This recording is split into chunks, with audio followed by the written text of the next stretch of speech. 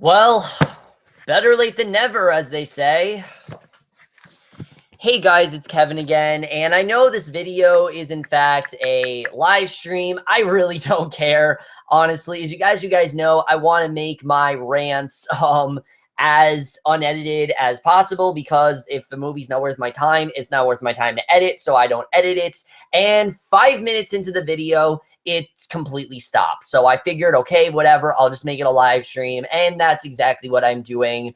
Talking about a movie that I have done literally everything I can in my power to avoid. I didn't watch this movie when it first came out. I had many opportunities to watch this movie. I did everything I could to stay away from it because I did not want anything to do with this movie.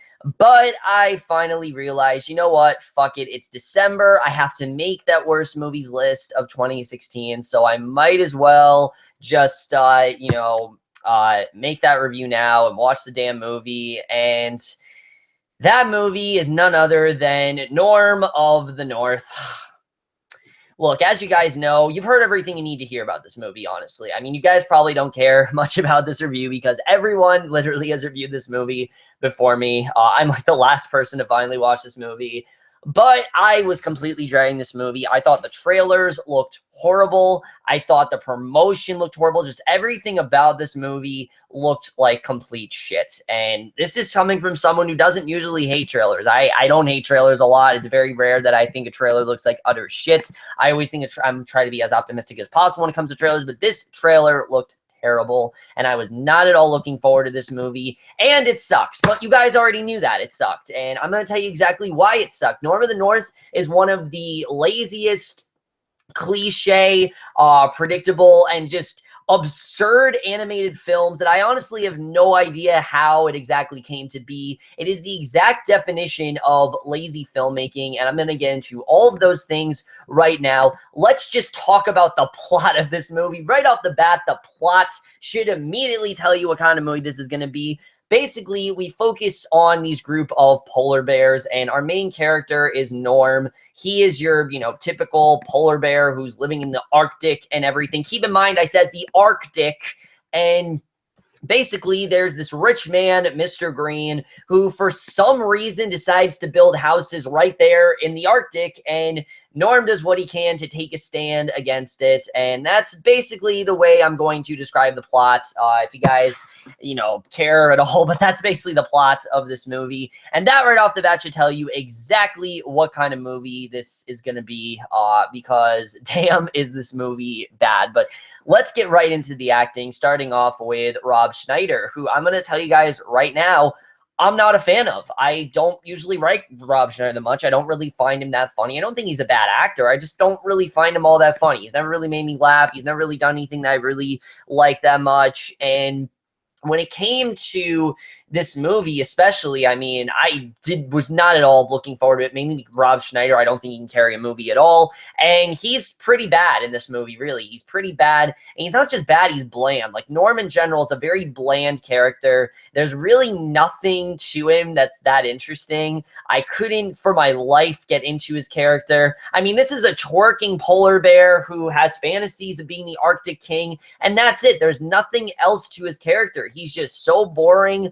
He's as generic as you can possibly get with a polar bear, and I really just could not get into him as a character. I really thought Rob Schneider was pretty bad in this movie. I really did not think that he carried this movie very well at all. I didn't care about him, and he really just wasn't that great. So Rob Schneider was pretty bad here, definitely. Heather Graham, I didn't actually think was terrible. I will definitely say that. Her character, Rivera, I didn't think was terrible. She's not good. I'm not going to say she's good, but compared to how bad everyone else is, she is definitely the least worst. I definitely will say that. I don't think that she was completely terrible. Her character is bland as you could possibly get. There's just nothing really to her. She works for Mr. Green. That's really all there is to her character. She tries to bond with Norm, but she doesn't really do much in this movie. So I can't really fault her for not giving that great of a performance. I mean, like I said, it's not bad. Heather Graham is a good actress, and that's probably why she was good here. But she really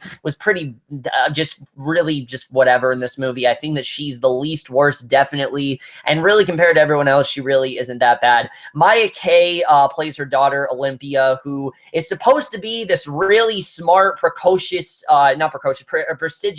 girl who's like a nerd and everything and who's really smart. Yet for some reason, when her mom FaceTimes her, she can't figure out that her mom is, she thinks that the ice is on fire, even though she can clearly see no flames or anything like that. I don't know why, but that's just how it is. And she was whatever. I mean, that she's going to be the unexpected hero of the story the second they introduce her. And I thought she was whatever. Again, I don't really care much. I didn't really care much about her. And I just found her to be, again, very, very generic.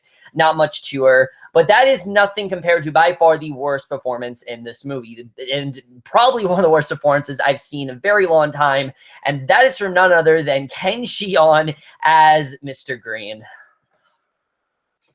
Holy shit, where do I begin with this guy? I mean, this performance, he was terrible in this movie. Ken Jeong was so bad here.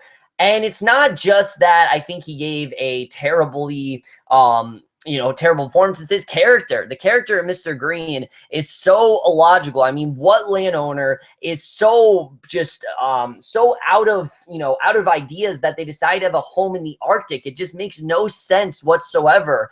And that in general is one of the things that really makes his character terrible. He sometimes is this very cartoony, mustache twirly type villain that is making all these ridiculous decisions and things like that. And he's being very businessman-y and things like that. And then sometimes he wants to kill Norm with like a tranquilizer gun. There's like no consistency with his character whatsoever. And Ken Jeong does not at all do a good job with it. He's very over the top, way too over the top. He sometimes resembles a James Bond villain at times. I was not at all into anything that he was doing. He's annoying. He's not a character you just love to hate. I just hated everything about him. And if he was not in this movie, honestly, the movie would probably be about 50% better. I definitely would say that because he was really bad here. He was by far the worst actor in this movie, and he really did an incredibly horrible job. I hated everything about Mr. Green as a character. There's no logical sense in him, and I just didn't understand it at all. So he was really bad. But besides his character, the only other characters to really talk about are these three brown things they call the Lemmings, which to me look like squirrels, but apparently they're called the Lemmings. I don't know why they don't just call them squirrels, but whatever. These characters are some of the most the best way to describe them, I think, is take the minions from Despicable Me or any sort of sidekick from any animated movie.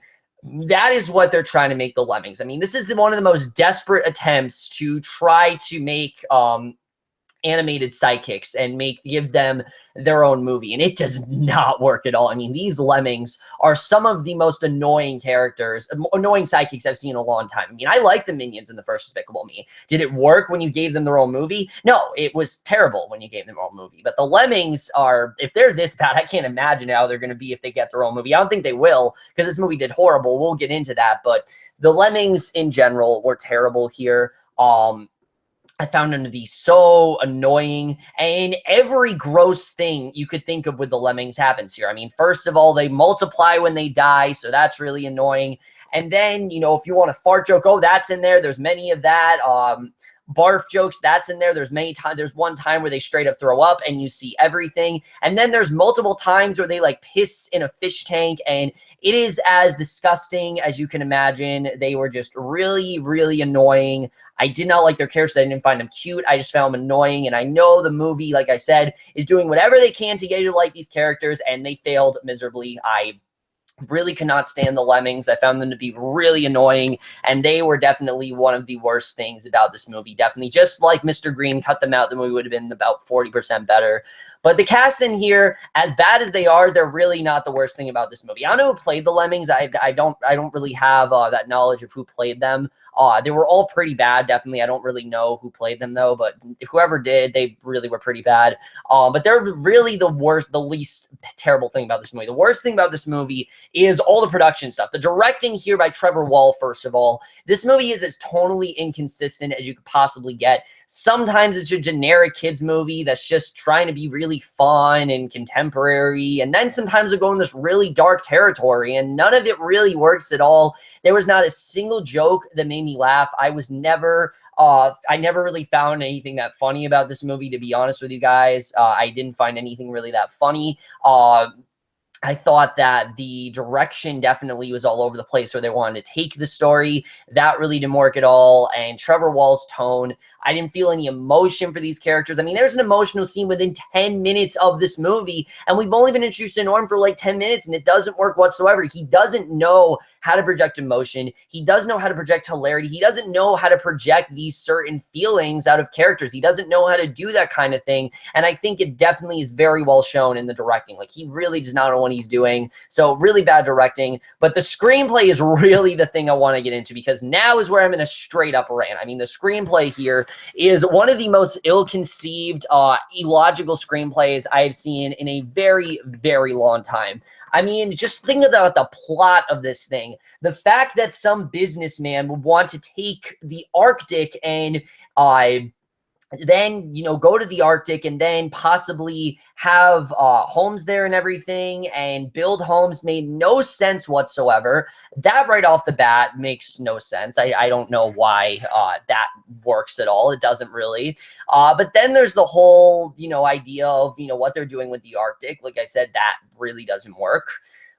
But besides, what they're doing with the Arctic, the movie in general is completely illogical with everything. I mean, this is a movie where if a bear or a squirrel or hell, a talking shit, for all I care, if anything talks, nobody does anything. Everyone just goes with it. Oh, talking bear, okay, that's completely normal. Oh, talking squirrel, okay, that's completely normal. There's never a doubt that there's anything weird about this. There's never any sense that this isn't normal. There's never any of that in this movie, and it's so weird. I don't know why they went this direction here. I mean, there's a scene where this girl goes to Norm, and these are supposed to be tourists. These aren't even people who live in the Arctic. These are tourists who are visiting the Arctic. Why they're visiting the Arctic, I don't know. I can't think of the last time that I heard someone venture out to Antarctica or to Alaska. Why would you do that? I don't know. If you have, that's pretty fucking crazy. I don't know why you do that. You probably shouldn't do that. But again, you do you. If you want to do that, whatever. I'm not going to judge. But either way, she goes to the Arctic. She goes to talk to Norm, and it's completely normal. Her parents have no reaction whatsoever. She's not nothing seems to faze her. She's not scared of him. She doesn't try to turn away. It just makes no sense whatsoever why no one ever thinks there's something wrong about this. There's no logic there. It just, any logic in this movie is completely thrown out the window. And honestly, I think it maybe would have made the movie better if there was just one character who would have looked at Norm and thought there's something wrong about this, there's something weird. It might have made the movie funnier, honestly. Have someone who thinks that there's something off about this or there's something weird, and have everyone else, you could still do the gag with everyone else thinking this is completely normal, but have one person think that there's something weird and that they shouldn't be talking to a bear, and it's because it's a bear.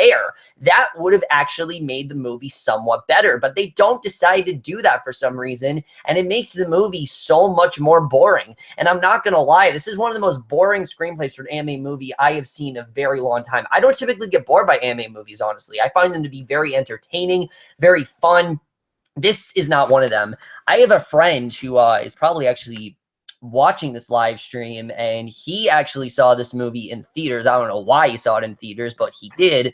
And the kids that were at his theater, he said, were like jumping around the seats and not at all focusing on the movie. If you were to show this movie to a kid, this is one of those movies where your kid won't shut up. You try to play this movie for them, they will just keep talking because it's so boring. There's nothing interesting happening in this movie. It doesn't really have interesting characters. The best way to describe it really is one of those like direct-to-DVD films with maybe like the little panda fighter or Kick Chop Panda or something like that. This does not at all belong as a theatrically released movie, and I don't really know why it was a theatrically released movie. I almost fell asleep like 3 times watching this. I'm not going to lie to you guys. It took everything in me to stay awake. I said, okay, you're going to stay awake. You know, you've waited this long to see this damn thing. Just, you know, just don't stop waiting it out. Just watch it right now so you can get it over with. And it took everything in my power to keep watching this movie. I didn't want to, but I did. And the writing is just terrible. Not at all a fan of it. And some of the worst I've heard in a very long time. Definitely. The writing was just terrible, this movie. Definitely one of the worst of the year. The animation here, let's talk about, because the animation is truly something amazing to talk about. And it's not amazing in the sense the animation's amazing. The animation is terrible. The animation looks like a combination of like a direct-to-DVD film or like some sort of animation from the 90s. Now, I'm not talking like Toy Story good. I'm talking like when they first got 3D animation and they realized that they could do this when they were testing things out. That's what this looks like. It looks like test footage from the 90s. It doesn't even look like an actual movie. I have no idea how this thing got greenlit because it was, in fact, a direct-to-DVD film. The whole movie, I was thinking, this can't be a theatrically released movie. This has to have been a direct-to-DVD film. This can't just be something that randomly came into theaters and now people are watching and things like this. There has to be more to it, and actually is a direct-to-DVD film, and it very well much is shown in this movie. I mean, nothing about it screams theatrical release. Now, who decided to give this theatrical release? I have no idea. I don't know if there was a different version of the movie they watched or if it had better animation, but this is not at all a theatrical release movie. This is honestly insulting for a theatrical release movie because you look at other animation, like say a Pixar movie or Kubo for that matter, any sort of animated movie that came out is astounding to watch nowadays. I mean, it shows how far that we really have come, especially a movie like Kubo and the Two Strings,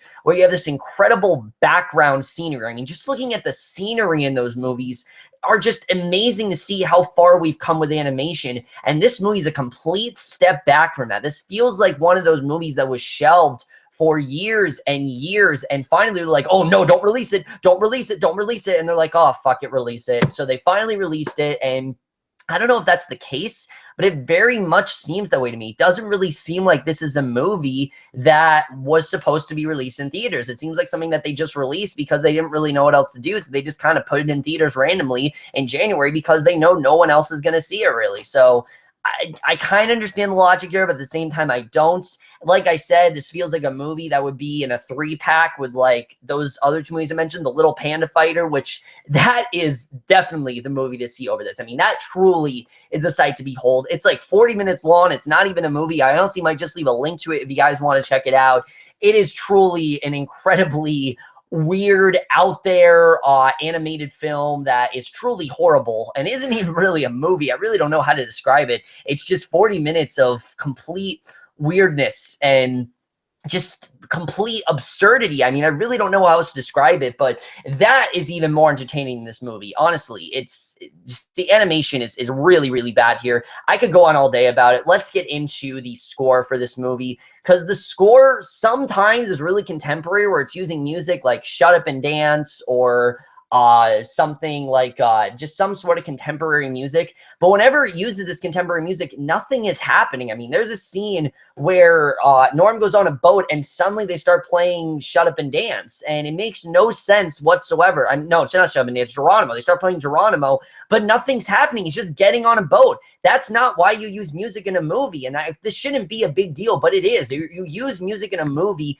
either to, one, further the story, keep the scene more entertaining, or to tell a series of events that happen over a course of time. You have to cut down because you know, it's a sequence, it's a montage. That's how a montage works. You want a good montage watch Swiss Army Man, one of the most amazing examples of a montage I've seen in a very long time, a very unique way to do a montage in a film. This is not how you do a montage. It wasn't even a montage. It was just them getting on a boat. That's not a montage. There's nothing to show. And it's very strange.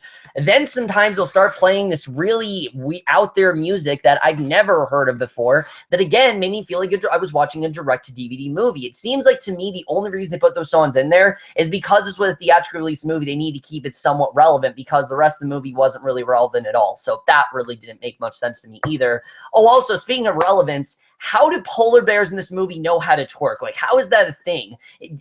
Did someone like teach them how to twerk? Did they see from the tourists? It's never explained. And the fact that twerking is such a big deal in this movie, I mean, it just shouldn't be. It should never be a thing in animated movies. No more twerking in animated movies, please. Just no more. I'm sick of it, really. It's annoying.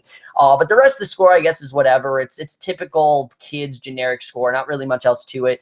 The editing here by Richard Finn is really, really bad. This movie is, honestly, it's an hour and 30 minutes long, but I really feel it could have been an hour. There are so many scenes that just weigh the movie down and drag out and drag out and drag out. There's some gags that just go on forever. That fish tank thing I told you about is maybe like 4 minutes long. It could have easily been like 30 seconds. It felt like 4 minutes. And I don't know if it was, but it felt like 4 minutes. It very much did. And I think they could have cut it down significantly where it wasn't nearly as long as it was. But the editing here is really all over the place. Not at all a good thing. And again, one of the worst things about the movie, just everything about this movie really sucks. There's really not much else to say about it. This movie absolutely sucks. I have no idea why this came to theaters because it bombed horribly. I mean, it made 18 million opening weekend, and that's terrible. It really is pretty bad that it made 18 million because that's just actually no, it made 27.4 million at the box office, and it bombed horribly. If you haven't seen this movie, don't watch it. Don't be like me who hasn't watched it and try to catch up to everyone. Just don't watch it. It's not worth your time. It's boring. It's generic. And there's so many better kids films to see. See Moana, see Sing, see Troll, see any animated movie. I don't care what it is. I know I haven't seen those movies, but I'm guessing they're a hell of a lot better than this is. I mean, there are scenes that just made me want to watch other animated films. Really, anything is better than Norm of the North. Obviously, I'm going to give Norm of the North a 0.5 out of 5 or an F. Do not watch this movie, whatever you do. It's terrible. It's one of the worst anime films I've seen in a long time. It is by far the worst anime film I have seen since Legends of Oz, Dorothy's Return. If you guys know, that is my least favorite anime movie of all time. This is pretty damn close. I don't watch a lot of the really bad anime movies because they're horrible. Why would I want to watch them?